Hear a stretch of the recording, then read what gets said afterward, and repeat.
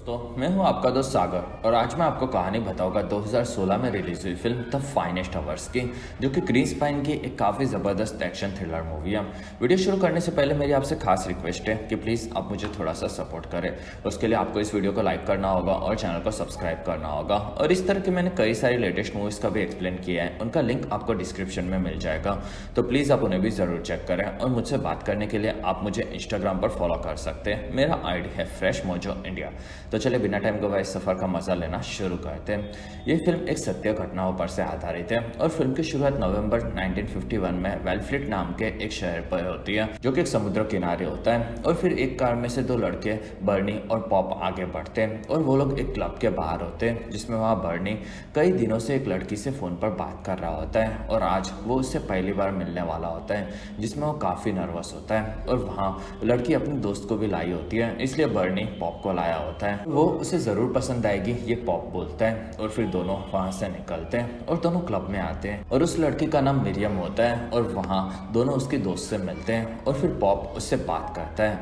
और वहाँ बर्नी पहली बार मिरियम को देखता है और वो उसके प्यार में पड़ जाता है, जिसमें दोनों एक दूसरे को पसंद करने लगते हैं। और फिर चारों वहाँ से ड्रिंक के लिए बैठते हैं, जिसमें वहाँ बर्नी अपने बारे में बताता है, जिसमें वो एक लाइफ गार्ड का काम करता है। और वहाँ मिरियम उसे बताती है कि वो इतना हैंडसम होगा, ये चीज़ उसे पता नहीं थी। और वहाँ बर्नी वो भी उसे काफ़ी पसंद करता है, ये बताता है, जिसमें मरियम खुश होती है। और फिर वहाँ पॉप और मरियम के दोस्त डांस करके आते हैं और वहाँ उन लोगों को बोट में घूमना होता है, जिसमें सब इस चीज़ के लिए बर्नी को थोड़ा सा फोर्स करते हैं। और वहीं पर पता चलता है कि बर्नी कभी भी कोई भी नियम नहीं तोड़ता।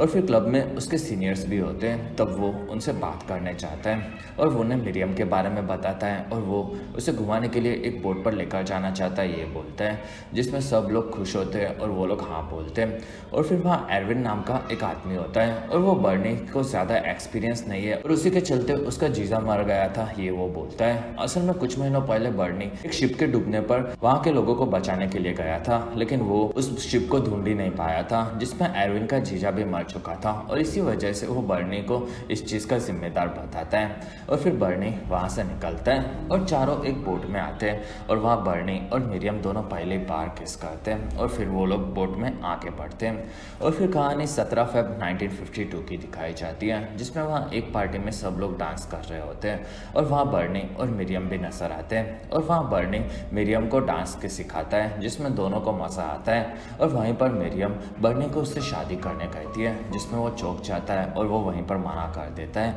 और इस चीज़ से मरियम बाहर आ जाती है और वो दुखी होती है। और फिर बर्नी उसके पास आता है और वो उसे बताता है कि उन्हें अंदर जाना चाहिए। और फिर वो बोलता है कि वो अभी शादी के लिए तैयार नहीं हुआ है, जिसमें इस साल भी समुद्र में काफ़ी बड़ा तूफान आ सकता है। और वहाँ मरियम को इस चीज़ से फ़र्क नहीं पड़ता। तब वहाँ बर्नी उससे शादी करने के लिए तैयार हो जाता है, ये बताता है, जिसमें वो उसे खोना नहीं चाहता। और इस चीज़ से मरियम काफ़ी खुश हो जाती है और वहाँ दोनों मिलते हैं और वो दोनों 16 अप्रैल को शादी करेंगे, ये मरियम बताती है। और वहाँ बर्नी अपने जनरल से नियम मुताबिक परमिशन ले लेगा, ये बोलता है, जिसमें मरियम हाँ बोलती है। और फिर दोनों वहाँ से घर जाने के लिए निकलते हैं। और उसी दिन रात को समुद्र में एक ऑयल टैंकर का काफ़ी बड़ा शिप नजर आता है, जो कि उस शहर की तरफ आगे बढ़ रहा होता है। और उस वक्त वहाँ पर काफ़ी बड़ा तूफान चल रहा होता है और इस चीज़ से शिप की हालत काफ़ी ख़राब होती है। और वहाँ शिप में नीचे रे नाम का एक बंदा होता है, जो कि शिप्स की मशीन्स को संभालने का काम करता है। और वो अपने कैप्टन को बताता है कि ये तूफान काफ़ी तेज़ है और इस चीज़ से उनकी शिप तबाह हो सकती है,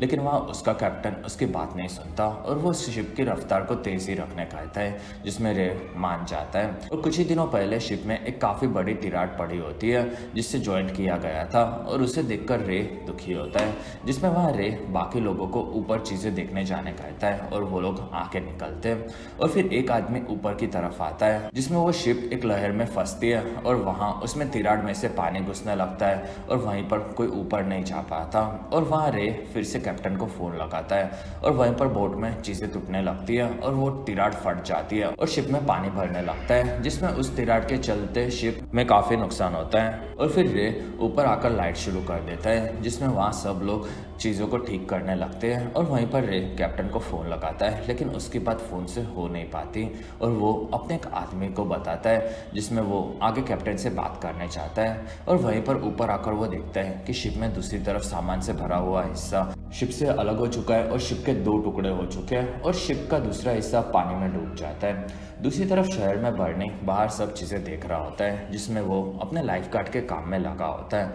और फिर वो अपने ऑफिस में आता है और वहाँ आकर वो अपने बॉस डैनियल से बात करने जाने वाला होता है और ये चीज़ वो अपने साथी एंड्रू को बताता है। और फिर बर्नी डैनियल के पास आता है और वहाँ डैनियल उसे बाहर जाकर आने वाले एक ऑयल टैंक शिप के बारे में पता लगाने कहता है और वहाँ बर्नी उसे शादी के बारे में पूछता है, जिसमें वहाँ डैनियल इस बारे में बाद में बात करेगा ये बताता है। और वहाँ एंड्रो और डैनियल उस बोट को देखते हैं जो कि उस शहर से थोड़ा सा दूर होता है। दूसरी तरफ उन्हें आने वाले बचाव दल काफ़ी दूर होता है, लेकिन वो सिग्नल परफेक्ट नहीं होते, ये डैनियल बताता है। और फिर वहाँ डैनियल बर्नी को निकलने कहता है, जिसमें वो वहाँ से मान जाता है और फिर बर्नी अपने साथियों के साथ वहाँ से निकलता है। दूसरी तरफ बोट में सारे लोग जमा होते हैं और वहाँ पर वो लोग दूसरी तरफ के हिस्से में मरने वाले लोगों के लिए प्रार्थना करते हैं। और फिर वहाँ कैप्टन भी होता है, जिसमें वो बताता है कि उन्हें लाइफ बोट को लेकर वहाँ से निकलना होगा,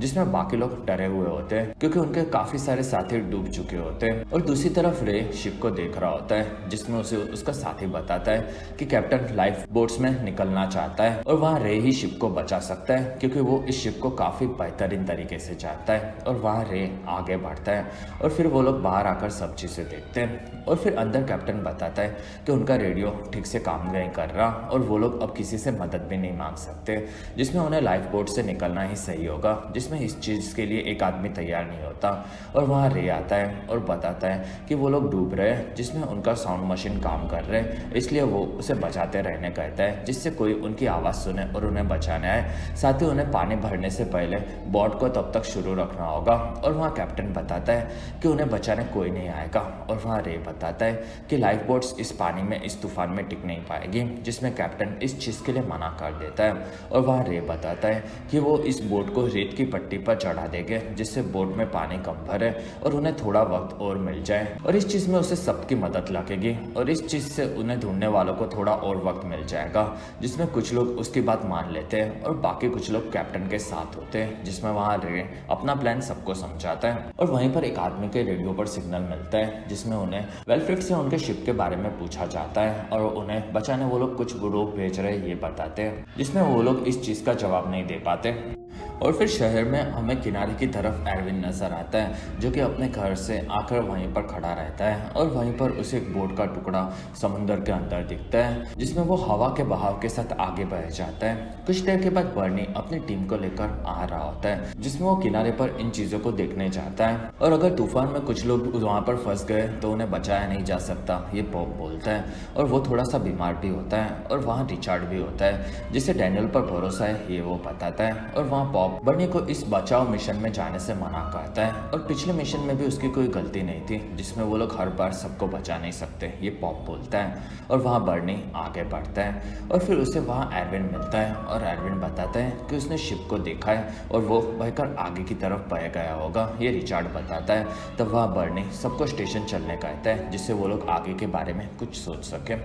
दूसरी तरफ शिप में सब लोग काफी बड़ा लोहे की पट्टी लगाते हैं, जिससे वो लोग शिप के इंजन को अपने हिसाब से चला सके। और वहाँ रे को उसका साथी बताता है कि कैप्टन उसके साथ कुछ लोगों को लेकर लाइफ बोट से निकलना चाहते हैं और वहाँ रे दुखी होता है। और फिर वो एक कुहाड़ी लेकर आगे बढ़ता है और वो ऊपर आकर लाइफ बोट की रस्सी को तोड़ देता है, जिससे वहाँ कैप्टन उसे मारना चाहता है। और वहीं पर बाकी लोग देखते हैं कि लाइफ बोट पानी में नीचे जाती है और शिप से टकराकर वहीं पर टूट जाती है। तब वो लोग कैप्टन को रोकते हैं और रे सही बोल रहा था कि वो लोग लाइफ बोट से इस तूफान में नहीं बच सकते और उसने उन लोगों की जान बचाई है। और वहाँ कैप्टन शांत होता है और वहाँ रे बताता है कि ये बोट रात तक डूब जाएगी और उन्हें वहाँ रेत की पट्टी पर शिप को लेना होगा। और वो सबको मदद करने कहता है, जिसमें सब लोग मान जाते हैं और काम में लगते हैं। और फिर बर्नी और उसकी टीम स्टेशन पर जमा होती है और वहाँ डेनियल को 2 बोट के टुकड़े होने के बारे में पता चलता है, जिसमें वो डरा हुआ होता है और ये काम वो बर्नी को देता है, जिसमें वो उसे एक बोट लेकर वहाँ पर अपनी टीम के साथ जाकर शिप के लोगों को बचाने कहता है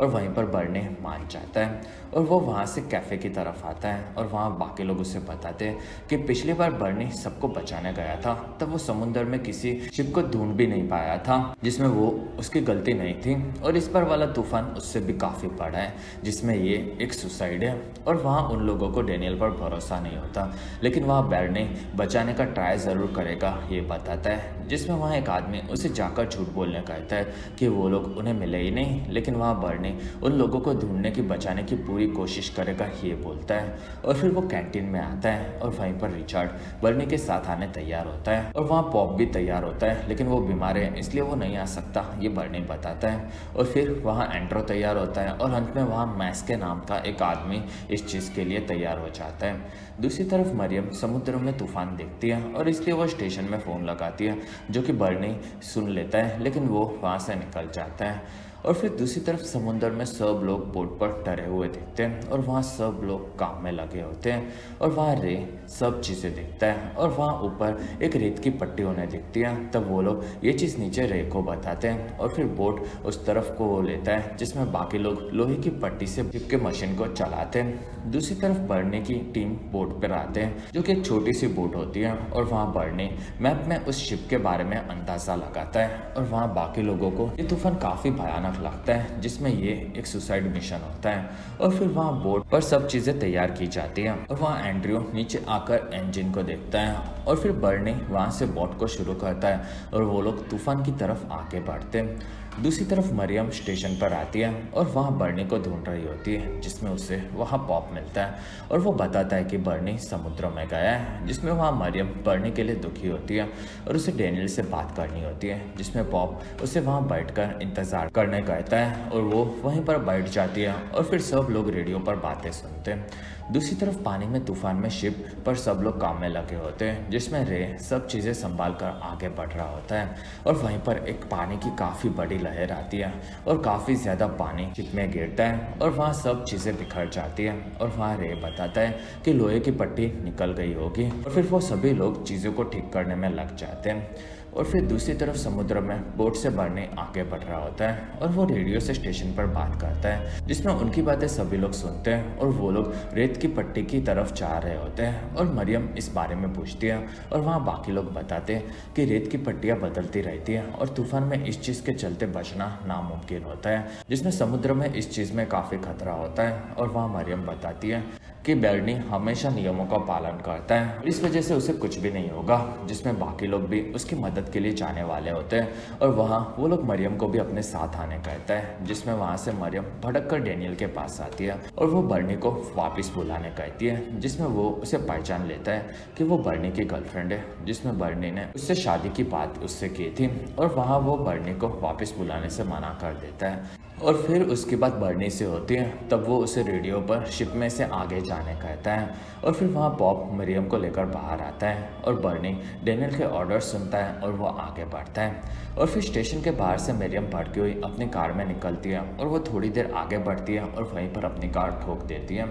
और फिर शिप में हमें काफ़ी सारे लोग डरे हुए दिखते हैं जिसमें रेत की पट्टी की तरफ वो लोग नहीं जा पा रहे होते हैं और वहाँ नीचे सब लोग लोहे की पट्टी को फिर से लगा रहे होते हैं जिससे वो लोग शिप को फिर से चालू कर सकें और ये काम खत्म करने पर वो लोग आगे बढ़ते हैं जिसमें रे सब चीज़ें संभालने लगता है और फिर हमें बर्नी की बोट नजर आती है और वो पहले रेत की पट्टी के पास आते हैं और वहाँ डर कम लगे इसलिए वो लोग गाना गाने लगते हैं जिससे उनकी हिम्मत मिले और फिर वो लोग आगे बढ़ते हैं और बर्नी वहाँ से तूफान की तरफ जाता है और वो लोग काफ़ी तेज़ी से आगे बढ़ते हैं जिसमें वहाँ लहरें आती है और वहाँ वो लोग उन लहरों से दूसरी तरफ आते हैं और वहीं पर एक लहर की चपेट में बोट आ जाती है और बोट पानी में डूब जाती है और फिर वो लोग ऊपर आते हैं जिसमें बोट का ऊपरी हिस्सा और उसका कंपास गायब हो चुका होता है और वहाँ एक और लहर दिखती है तब बर्नी उस तरफ आगे बढ़ता है और वहाँ उनका इंजन बंद हो चुका होता है जिसमें वहाँ एंड्रयू नीचे जाता है और वो फिर से इंजन को शुरू कर देता है और शुरू होते ही बर्नी बोट को लहर की तरफ लेता है और काफ़ी आसानी से बोट को आगे निकाल लेता है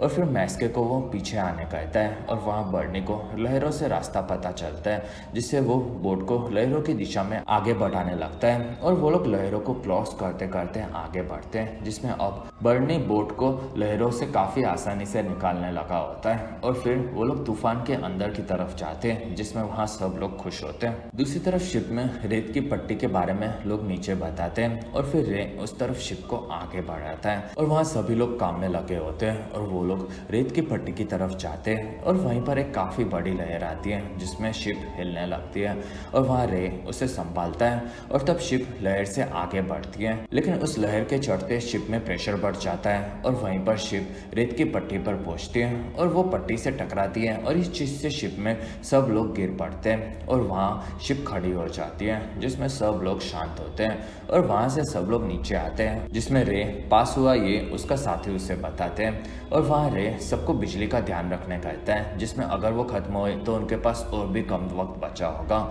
और फिर सब लोग वहाँ पर काम में लग जाते हैं। दूसरी तरफ शहर में मरियम को कुछ गाड़ियाँ दिखती हैं, तब वो उनसे मदद मांगती है और वहीं पर एक औरत को वो अपने बारे में बताती है और वहाँ औरत का भाई उसकी गाड़ी को ठीक कर देगा ये वो बताती है, जिसमें वहाँ पर बढ़ने को वो जानती है और वो काफ़ी अच्छा आदमी है जिसमें उसने उसके पति को बचाने की कोशिश की थी लेकिन वो मारा गया था, ये वो औरत बताती है और वहाँ मरियम उसकी कार में बैठ जाती है जिसमें वो लोग उसके भाई का इंतज़ार करते हैं। दूसरी तरफ रात हो चुकी होती है और बोट में बर्नी आगे बढ़ रहा होता है और वो लोग बिना कंपास के शिप को ढूंढ नहीं पाएंगे ये रिचार्ड बताता है और फिर बर्नी वहाँ लहरों को क्रॉस करते करते आगे जाता है जिसमें वो अंडर वाटर भी बोट को लेता है और वो आगे जाते हैं और फिर वो लोग ऊपर आते हैं और वहाँ से बर्नी और तेज़ी से बोट को आगे लेता है जिसमें उन लोगों को काफ़ी मज़ा आता है। दूसरी तरफ सब लोग शिप में काम में लगे होते हैं और वहाँ रे पावर शुरू करने जाता है जिसमें उनके पास बिजली कम होती है और उनके इलेक्ट्रिसिटी रूम में भी पानी भरने लगता है और वहाँ कैप्टन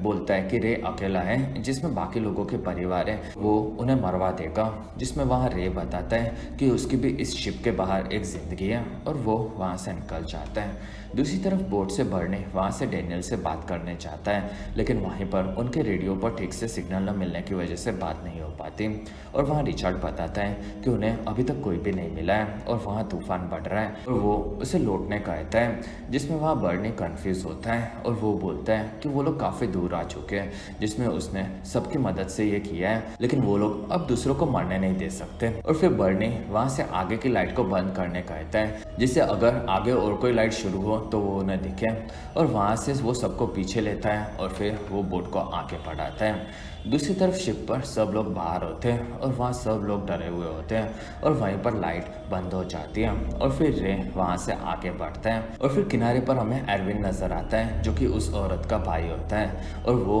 मरियम की मदद करने कहती है। तब वहाँ एरविन अपना औजार लेता है और काम में लग जाता है। दूसरी तरफ बोट लेकर बर्नी आगे बढ़ रहा होता है और वहाँ उसे अजीब फील होता है जिसमें आगे काफ़ी अंधेरा होता है और वो एंड्रोस को लाइट करने कहता है जिसमें एंड्रोस लाइट करता है और वहीं पर उन लोगों के सामने शिप आ चुकी होती है और इस चीज़ से वो लोग खुश होते हैं और वहाँ लाइट दिखाते दिखाते वो लोग शिप की दूसरी तरफ घूमते हैं लेकिन वहाँ पर उन्हें कोई नहीं दिखता और उन्हें लगता है कि उन्होंने आने में देर कर दी और वहीं पर शिप पर एक आदमी नजर आता है और फिर वो सबको बुला कर लाता है जिसमें रे भी आकर उस बोट को देखता है और वो सभी लोग खुश हो जाते हैं जिसमें वहाँ काफ़ी सारे लोग हैं ये एंड्रोस बताता है जिसमें शिप पर 20 से 22 लोग ही आ सकते हैं ये रिचर्ड बताता है और फिर वो लोग बोट को आगे लेते हैं जिसमें शिप में से रस्सी से लोग नीचे आने लगते हैं जिसमें रिचर्ड भी उनकी मदद करता है और धीरे धीरे लोग नीचे पानी में से बोट में आने लगते हैं और फिर किनारे पर मरियम की कार ठीक होती है और वहाँ एरविन उसे फिर से स्टेशन जाने कहता है जिसमें उसे वहाँ मदद मिलेगी ये वो बताता है।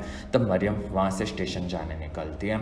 और फिर शिप में से काफ़ी सारे लोग नीचे बोट में आ रहे होते हैं और वहाँ शिप भी पानी में डूब रही होती है और फिर एक आदमी नीचे आता है जिसमें वहाँ पर एक काफ़ी बड़ी लहर आती है और उससे वो आदमी सीढ़ी से गिरकर नीचे पड़ता है और नीचे वो शिप से टकराता है और वहीं पर मारा जाता है और इस चीज़ से सब लोग डर जाते हैं और बर्नी भी इस चीज़ से दुखी होता है और फिर वो लोग काफ़ी सावधानी बरतते बरतते नीचे आते हैं और वहाँ बोट में जमा होते हैं जिसमें वहाँ 22 लोग आ चुके होते हैं और वहाँ और भी 8 जने ये रिचर्ड बताता है जिसमें वो बोट को वापस लेकर जाकर सबको छोड़कर वापस लेने आएंगे ये बोलता है और वहाँ बर्नी बताता है तब तक शिप डूब चुका होगा जिसमें वो सब लोगों को बोट पर लेगा, या तो सब मरेंगे या तो सब जिएंगे और फिर वहाँ रिचर्ड बाकी लोगों को नीचे लेता है और धीरे धीरे सब लोग नीचे आते हैं और अंत में कैप्टन रे को बोलता है कि वो असली कैप्टन है जिसमें वो सबको बचाने के बाद खुद की जान के बारे में सोचता है। और फिर वहाँ से कैप्टन नीचे आता है और वहाँ शिप भी पानी में डूबती हुई नजर आती है और रे भी सीढ़ियों से नीचे की तरफ आता है और वो बोट पर आकर बैठ जाता है। और वहाँ से बर्नी बोट को पीछे की तरफ लेता है और वो लोग वहाँ से निकलते हैं, जिसमें जाते वक्त वो लोग शिप को पानी में डूबते हुए देखते हैं और इस चीज़ से पूरा क्रू काफ़ी दुखी होता है। और वहाँ पर ठंड भी बढ़ चुकी होती है जो कि सब लोग फील करते हैं। और वहाँ से बर्नी फिर से बत्ती बंद कर देता है और वो रेडियो ट्राई करता है। दूसरी तरफ मरियम स्टेशन पर पहुंचती है और वहाँ रेडियो पर बर्नी की आवाज़ आती है। तब वहाँ डैनियल उससे बात करता है और वहाँ बर्नी बताता है कि उसने 32 लोगों को बचा लिया है लेकिन उसके पास कंपास नहीं है। और ये चीज़ मरियम भी सुनती है और वो लोग खुश होते हैं। और वहाँ डैनियल को उस पर भरोसा था ये वो बताता है और वो उसकी तारीफ करता है,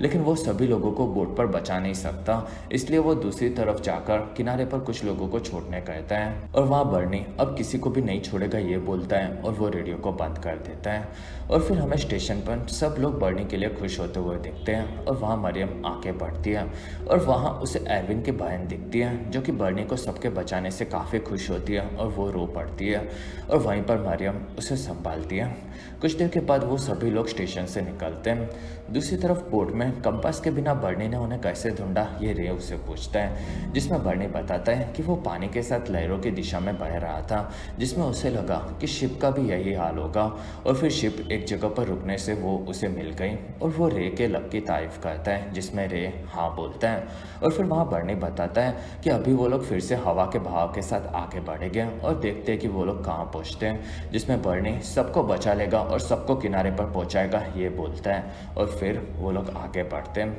दूसरी तरफ स्टेशन से सभी लोग मदद के लिए किनारे पर आते हैं और वहाँ मरियम भी होती है और वो लोग किनारे पर पहुँचते हैं, जिसमें वहाँ उसे काफ़ी अंधेरा भी दिखता है। और फिर बोट में सभी लोगों को ठंड लगने लगती है और ठंड में बढ़ने की हालत भी ख़राब होती है, जिसमें वो उन सभी लोगों पर काफ़ी ज़्यादा पानी उड़ रहा होता है। और फिर अंधेरे के चलते मरियम किनारे से लाइट शुरू करती है और वो बाहर आकर बढ़ने का इंतज़ार करती है, जिसमें वहाँ पर बाकी सभी लोग भी कार्स की लाइट को शुरू कर देते हैं। और बोट में बर्नी आगे बढ़ रहा होता है, जिसमें उसे लाइट दिखती है और वहाँ सभी लोग लाइट्स देखते हैं और उन्हें उम्मीद की एक नई किरण दिखती है। और फिर बर्नी बोट की लाइट को शुरू करने कहता है और वो लोग किनारे की तरफ जाते हैं और किनारे से मरियम को भी बोट की लाइट दिखती है, तब वो खुश हो जाती है। कुछ देर के बाद बर्नी किनारे की तरफ पहुँचता है और वहाँ से वो लोग आगे बढ़ते हैं, जिसमें सब लोग खुश होते हैं। और फिर बर्नी की बोट किनारे पर आती है और वो लोग वहाँ रुकते हैं और फिर बोट से सब लोग बाहर निकलने लगते हैं, जिसमें सब लोग बर्नी की तारीफ कर रहे होते हैं। और फिर बोट से सारे लोग निकल जाते हैं और फिर रे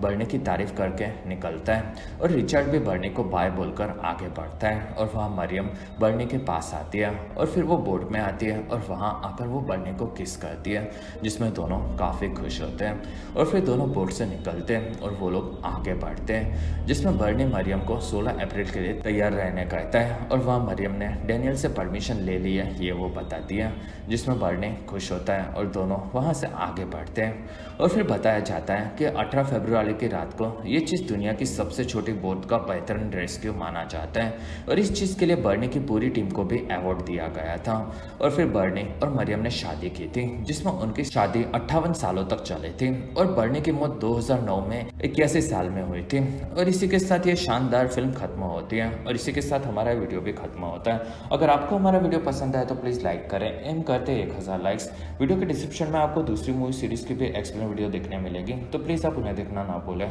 और हमारी वीडियो आपको कैसी लगी और आप कौन सी दूसरी मूवी का एक्सप्लेनेशन देखना चाहते हो आप मुझे कमेंट सेक्शन में ज़रूर बताएं। और आप हमारे दूसरे वीडियोस भी देख सकते हो। और अगर आपको मेरा काम पसंद आए तो प्लीज़ आप मुझे इंस्टाग्राम पर फॉलो करना ना भूलें। मेरा आईडी है फ्रेश मोजो इंडिया।